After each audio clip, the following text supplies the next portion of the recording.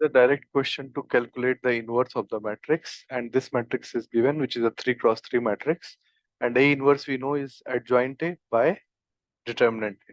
So the first step is to get the cofactor matrix, and cofactor matrix for here will be uh, 3 minus 0, so that is 3, and then for here it will be, you cover this 2 minus 0, so it will be minus 2, because you have to take care the sign will be given by minus 1 time I plus j.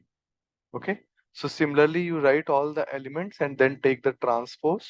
So this is the adjoint A, and the determinant of the matrix is already 1, so A inverse will be here equal to just adjoint of A by determinant A, which is 1.